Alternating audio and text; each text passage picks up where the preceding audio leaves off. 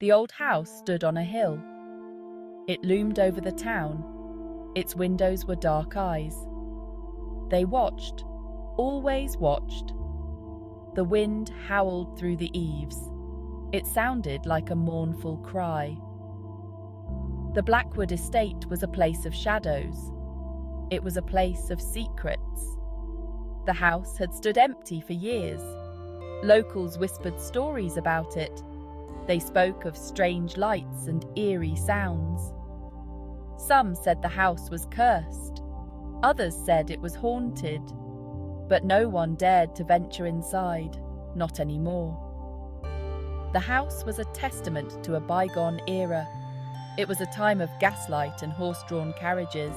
Its once bright paint was now peeling and faded. The ornate carvings on its facade were crumbling. Nature was slowly reclaiming the house. Its grip was relentless. It was inevitable. The Blackwood estate was a place forgotten by time. But within its decaying walls, something stirred. A darkness lingered. It was ancient and hungry.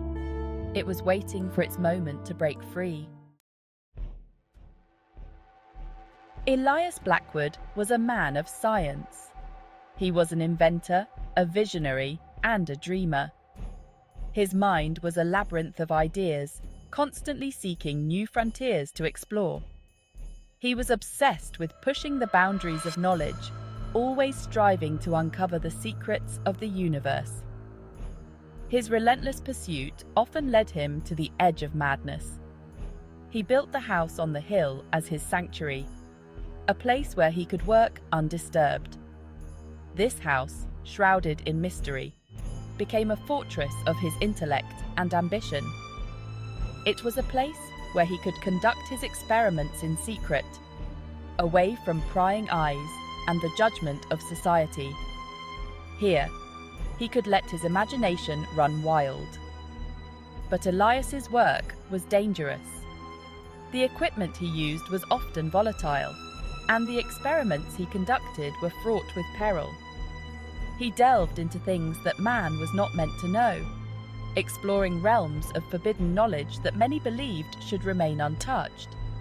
He experimented with electricity and magnetism, harnessing their power in ways that were both groundbreaking and terrifying.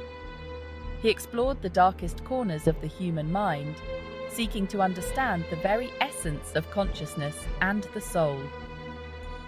He searched for a way to cheat death itself, driven by a fear of his own mortality and a desire to transcend the limitations of the human body.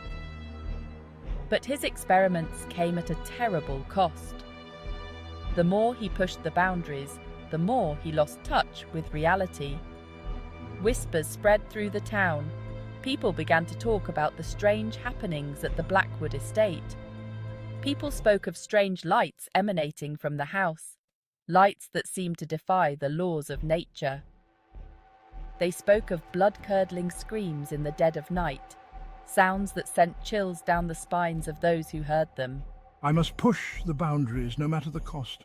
I must uncover the truths that lie hidden in the shadows. Elias Blackwood became a recluse.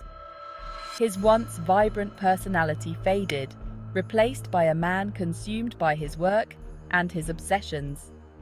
He was consumed by his work, spending days and nights in his laboratory, driven by a relentless need to discover and create.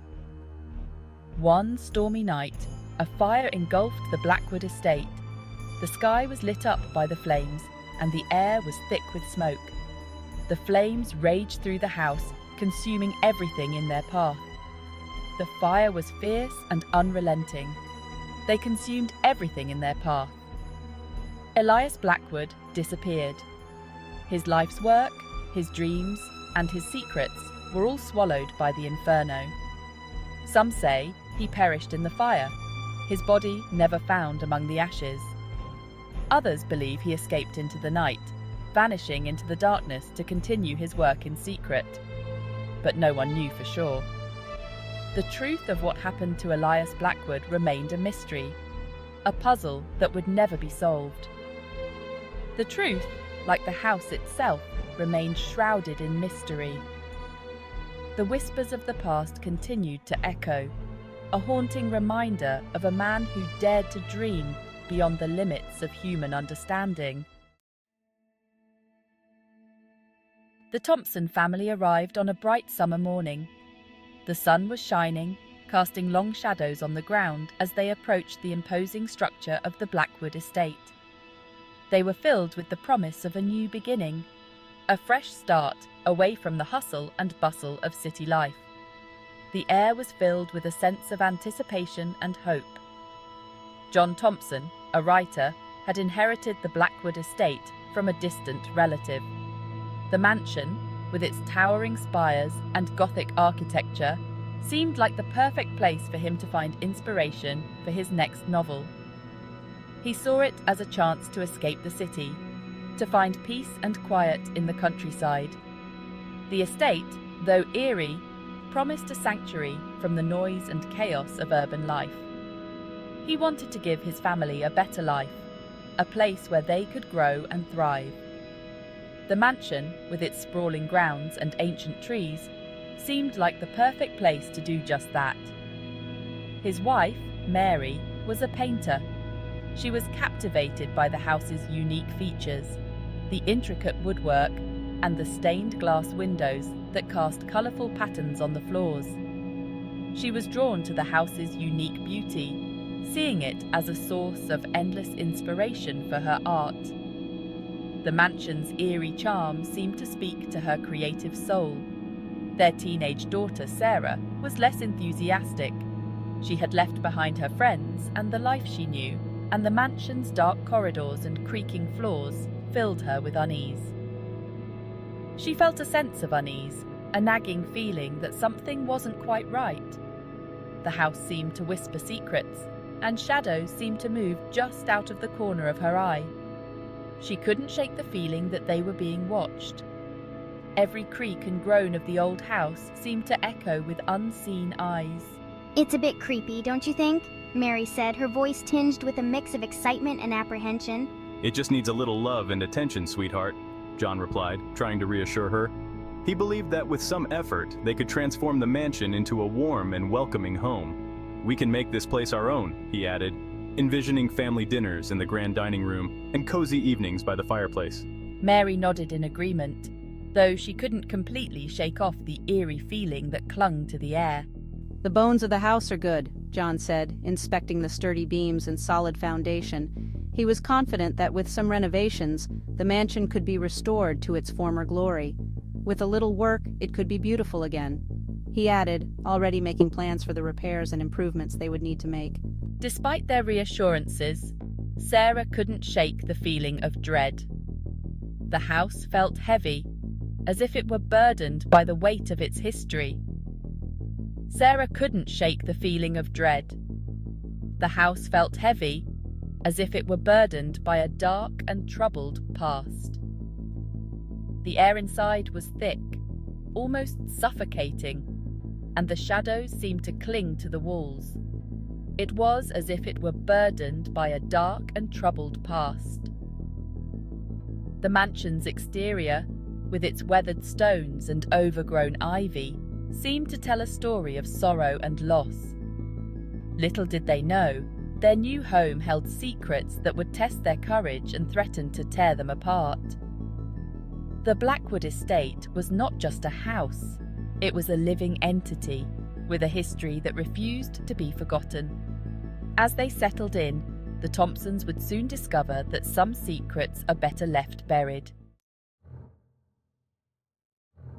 The first few weeks in the Blackwood estate were uneventful. The family settled into a routine. John spent his days writing in his study, his fingers dancing over the typewriter keys as he crafted his latest novel.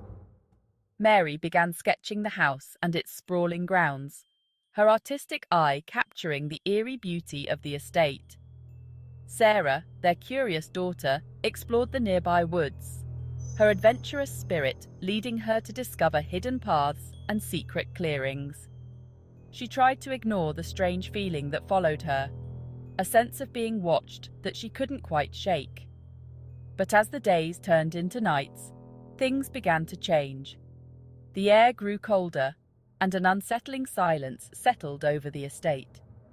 There were whispers in the dark, faint and indistinct, like the murmurs of long-forgotten secrets. Footsteps creaked on the stairs when no one was around, the sound echoing through the empty halls. Doors slammed shut on their own, the force of the impact reverberating through the house. Sarah was the first to notice the strange occurrences. She saw shadows moving in the corners of her eyes, fleeting shapes that vanished when she turned to look.